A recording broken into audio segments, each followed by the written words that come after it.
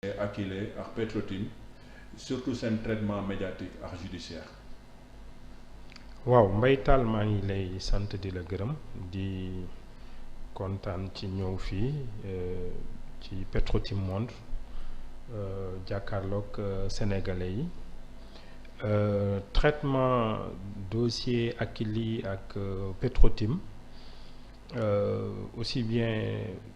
ci média yi ak ci justice am na lu leen boole moom mooy ni bon ñëpp ñaari dossiers yooyu yëpp traité nañ leen presse bi traité nañ leen comme ni mu leen waroon traité parce que ay dossiers yoo xamante ni la benn dara daal loo xamante ni c'est nébuleux, ce sont des dossiers nébuleux yoo xamante ni ñu koy def nañ ci ay milliards Sénégal ce sont des dossiers yoo xamante ni ay milliards ñoo ci nekk te ba léegi nii pour le dossier de Petro-Tim comme celui d'Akilee les protagonistes ci presse bi rek la ñu nekk veut dire que justice presse bi moom bon relayé na leen les différents acteurs sauf le dossier d'Akilee on n'a pas entendu le ministre en charge de l'énergie moom moo nekkoon directeur général Senelec à l'époque moom il ne s'est pas prononcé ce qui est extrêmement grave parce que c'est le principal mis en cause ñeneen ñëpp wax nañu waa Akilee wax nañu jëm nañu expliquer maintenant lu ci xaw a doy waar mooy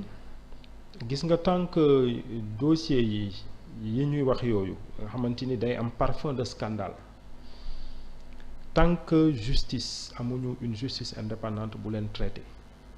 su ñuy jël dossier exemple dossier Petro-Tim bi man bi ñuy commencé waxoon naa ni mbir mi ni ñu ko jëlee parce que procureur ñëw na def benn appel à témoin bi ñu ko commencé loo xamante ni benn juriste mosu ko gis fii ci Sénégal donc dañoo commencé par saboter dossier bi pour réserver ko un enterrement de première classe loolu laa waxoon li ci tegu bettul kenn bettul benn juriste waaw parce que dossier su ñëwee mu amee noonu solo ñu ciy wax milliards yi ci Sénégal perdre mu waroon permettre procureur bi nga xamante ni moom mooy orienter enquête yi moom mooy ñëw ne man nii laa bëgg ñu defee enquête su fekkee dafa ñëw bàyyee nit ñi ne ku ne na ñëw je pense que am na sax benn terme bu malheureux bu mu utiliser woon jàkk jee ngi noonu ku mu neex na nodd voilà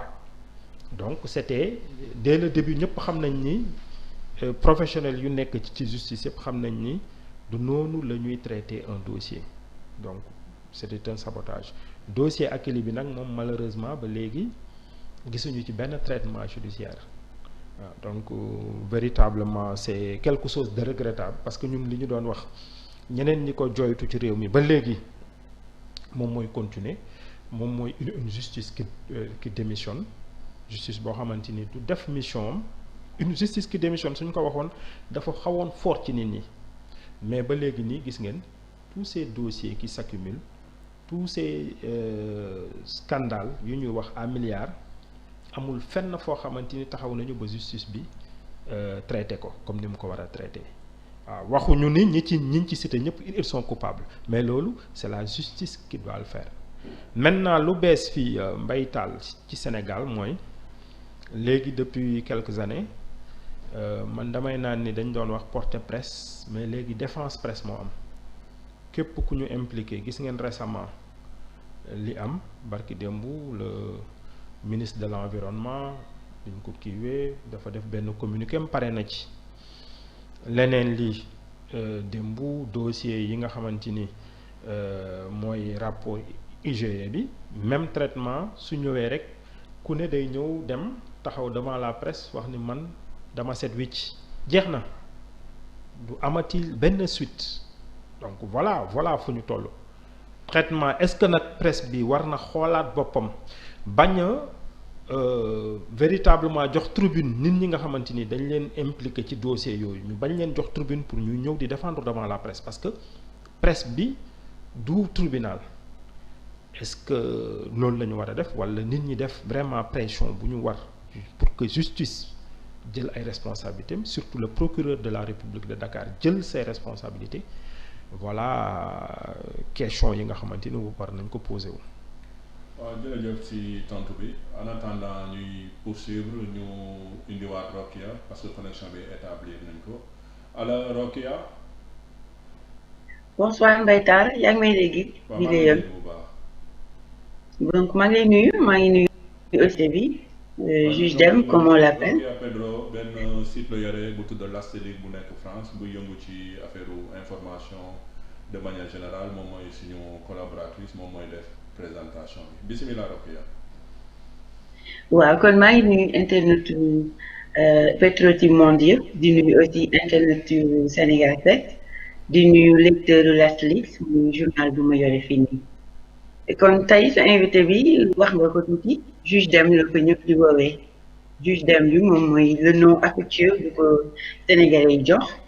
parce que ñoom soo xoolee ñu ngi ko xam ni bi mu démissionné le 26 mars 2018 boobu la révélé wu au grand public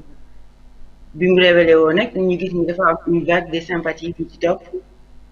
boo xam ne nit yi dañuy tout de suite intéressé aussi kan mooy juge Dème. Juge Dème nag c'est un natif de Thiès. mi ngi toll ci 45 ans fi mu toll nii jàngee Sénégal comme on dit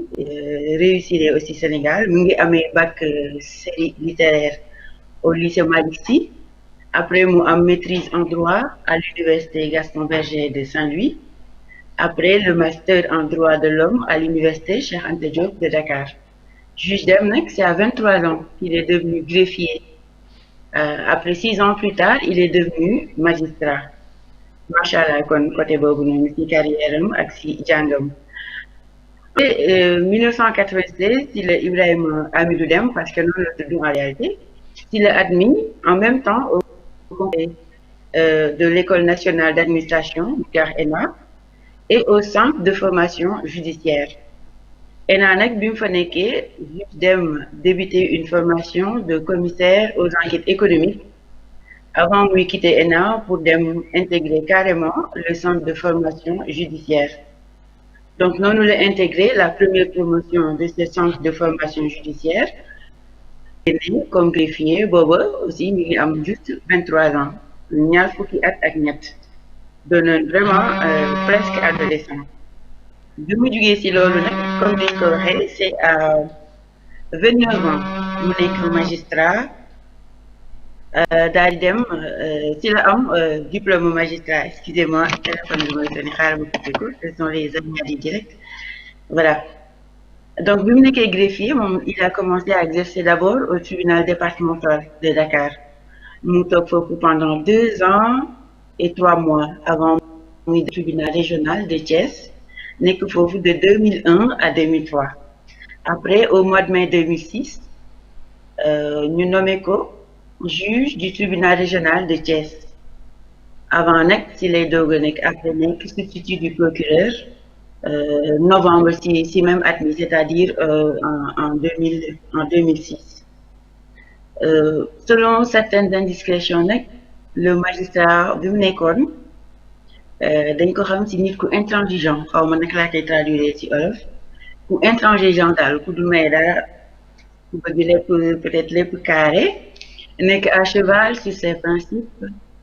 di pousser autorités yi ñu affecté ko comme parquetier alors qu'il était déjà juge du siège 2006 parce que dafa amoon benn assemblée générale union des magistrats du Sénégal boobu mu attaqué wu gestion trouble des budgets par les chefs des juridictions voilà mais laxul tamit continuer na occuper postam boobu pendant 8 ans. bi mu fa jugee ñu affecté ko au tribunal départemental de Dakar comme substitut général à la cour d'appel de Dakar loolu c'était au mois de novembre 2014 après nag moom comme greffier la mais étiquette rebelle bi après nekk juge ñu daal di ko ci tafal beneen étiquette de téméraire mais ñu ngi naan c'est un grand défenseur des droits de ses collègues. Juge Dème donc noonu la bokkee woon ci 8 juristes yi nga xam ni ñoo initié le syndicat des travailleurs de la justice loolu c'était en 1999 par la suite mu occupé le de l'Union des magistrats du Sénégal de 2009 à 2011 Après 2016, il a été élu par ses collègues magistrats pour siéger au Conseil supérieur de la magistrature. 7 mois plus tard, malheureusement, le juge démissionne du Conseil pour dénoncer la pratique abusive et illégale de la consultation à domicile. Donc, kooku juge Dème ñu ni ay origine Mbumbala dans le Fouta au Podor. Voilà, après bu mu démissionné taxul mu toog parce que dafa poursuivre sa formation à l'Institut des droits de l'homme et de la paix te léegi mi ngi nekk d'ailleurs expert en droit de l'homme.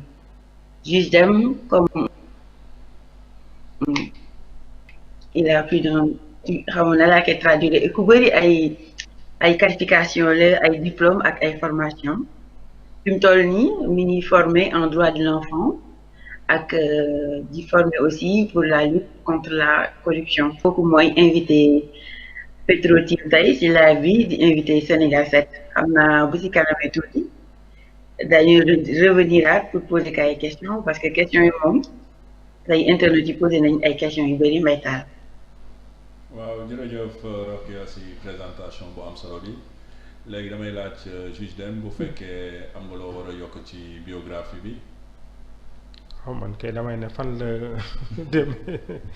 fan la puiser toutes ces informations là bon c'est vrai que présentation bi wax na ci yu bëri yoo xamante ni yaakaaruma woon ni journalistes yi xam nañ ko bon mais lépp pratiquement ci sama parcours professionnel la bokk donc ñu ngi koy remercier ci recherche yu mu def yoo xamante ni peut-être des recherches très pointues yu tax mu retrouver certaines informations waaw merci beaucoup. waaw kon jërëjëf léegi ñu wéyale ci question yi léegi sànq avant mu doon jël parole bi yaa ngi doon expliquer affaissement au système judiciaire bi suñ ko mënee tënk ci kàddu boobu léegi est-ce que kon jotul tey ñu war a wax li ñuy oowee réforme du système judiciaire.